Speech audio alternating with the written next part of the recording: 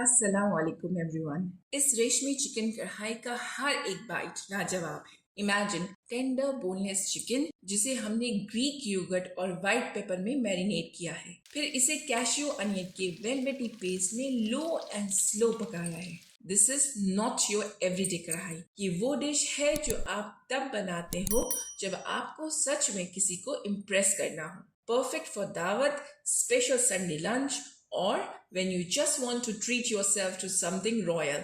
तो चलिए साथ में मिलकर बनाते हैं और अपने ससुराल वालों को इम्प्रेस करते हैं। किसी भी बेहतरीन कढ़ाई की बुनियाद उसका मैरिनेट होता है और ये वाला जितना सिंपल है उतना ही ज्यादा इफेक्टिव भी। सबसे पहले 750 ग्राम बोनलेस चिकन लेंगे और उसके थोड़े बड़े पीसेस कर लेंगे। ज्यादा छोटे मत रखिएगा क्योंकि हम चाहते हैं कि पकने के बाद भी चिकन जूसी और सॉलिड रहे। इन्हें एक बड़े बाउल में निकालकर 1 टीस्पून नमक और 1 टीस्पून सफेद मिर्च के साथ सीजन करेंगे। अब इसमें 1/3 कप ग्रीक योगर्ट डालेंगे और सब कुछ अच्छे से मिक्स करेंगे ताकि चिकन का एक एक पीस अच्छे से कोट हो जाए। यहाँ योगर्ट दो बहुत जरूरी काम करता है।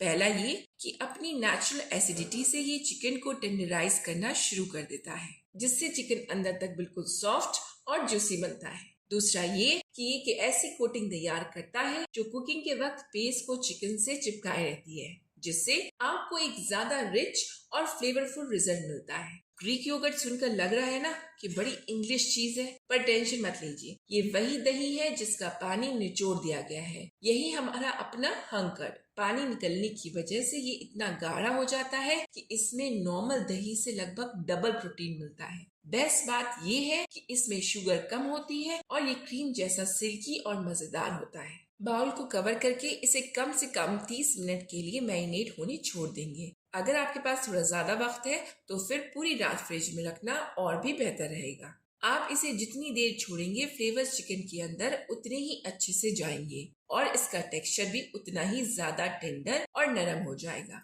एक बड़े और हैवी बॉटम कढ़ाई में मीडियम आंच पर 3 टेबलस्पून घी मेल्ट करेंगे। यहाँ घी बहुत जरूरी है। इसका रिच नटी फ्लेवर और हाई स्मोक पॉइंट गहरी खुशबू और डीप फ्लेवर देने के लिए परफेक्ट है।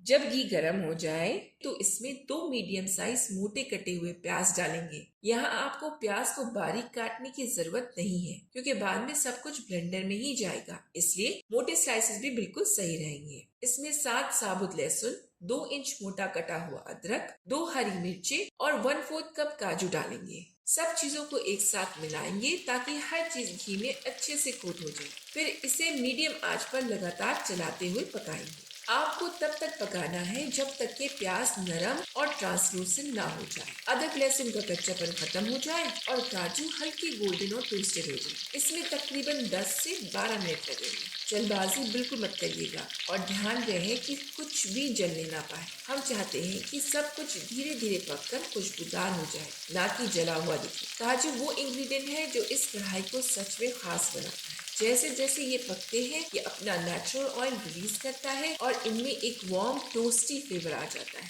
ये फ्लेवर पेस्ट में मिलकर सॉस को एक ऐसी क्रीमी और नटी रिचनेस देता है जो सिर्फ मसालों से कभी नहीं आ सकती। यही वो चीज है जो रेशमी कढ़ाई को उसकी सिग्नेचर वेलवेटी टेक्सचर और लाजवाब डेप्थ देती है। जब सब कुछ अच्छे से सौते हो जाए और बेहतरीन खुशबू आने लगे तो पैन को आंच से हटा देंगे और इस मिक्सचर को ठंडा करके ब्लेंडर में एकदम स्मूथ, थिक और क्रीमी पेस्ट बना लेंगे। अब वक्त आ गया है सब चीजों को एक साथ लाने का। उसी कढ़ाई में मीडियम हाई फ्लेम पर 3 टेबलस्पून घी को गरम करेंगे। जब घी गरम हो जाए तो मैरिनेटेड चिकन पीसेस को सीधे कढ़ाई में डालेंगे।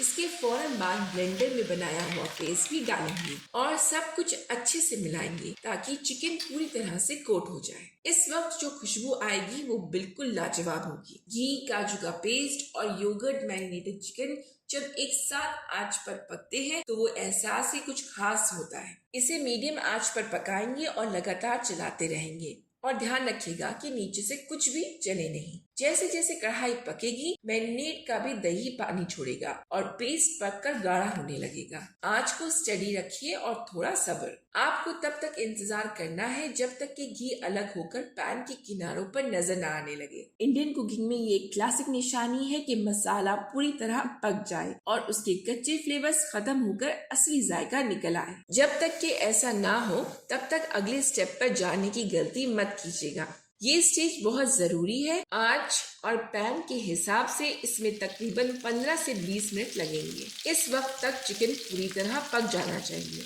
एकदम नरम हो जाना चाहिए और गाढ़े पेस्ट में अच्छे से लिपट जाना चाहिए। जब ये अलग हो जाए और आपके किचन में एकदम जबरदस्त खुशबू आने लगे तो समझ लीजिए कि डिश को वो ब्यूटीफुल सिल्की फिनिश देने का वक्त आ गया है। आंच को धीमा कर दीजिए और इसमें 1/4 कप हैवी क्रीम डालकर बड़ी प्यार से स्टेयर करिए। अपनी आंखों के सामने सॉस को बदलते हुए देखिए कैसे क्रीम उस गोल्डन पेस्ट के साथ मिलकर उसे एकदम रिच और लग्जूरियस बना देती है।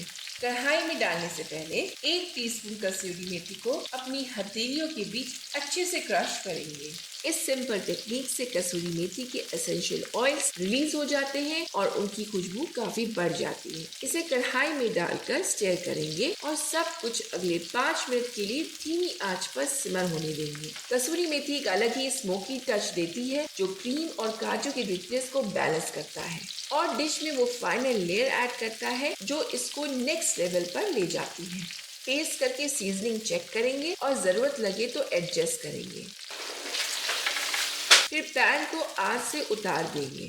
अपनी रेशमी चिकन कढ़ाई को एक सर्विंग डिश में निकालेंगे और ढेर सारे ताजे कटे हुए हरी धनिया, हरी मिर्च के स्लाइसेस और अदरक के जूलियंस के साथ गार्निश करेंगे। फ्रेश धनिया न सिर्फ डिश में रंग भरता है बल्कि अपनी हर्बी फ्रेशनेस से सॉस की रिचनेस को बहुत खूबसूरत तरीके से बैलेंस करता है। इसे एकदम पाइपिंग हॉट सर्व करिए, गरम गरम फ्लेकी पराठे या नरम मुलायम नान के साथ। रेशमी चिकन कढ़ाई तैयार है। ये रेसिपी आपके किचन में खुशबू और दिलों में मिठास भर देगी। इसे बनाइए और अपनों के साथ एंजॉय करिए और हमें बताना मत भूलिएगा कि आपके ससुराल में सब आपसे इम्प्रेस हुए या नहीं। और अगर ये रेसिपी पसंद आई हो तो वीडियो को लाइक जरूर करिए। अपनी फैमिली और फ्रेंड्स के साथ भी इस रेसिपी को शेयर करिए और चैनल पर नए हो तो चैनल को सब्सक्राइब करना बिल्कुल ना भूलिएगा ताकि ऐसी ही मजेदार रेसिपीज आप तक सबसे पहले पहुंचे। फिर मिलते हैं एक और आसान और मजेदार रेसिपी के साथ इंशाल्लाह। तब तक के लिए अल्लाह हाफिज।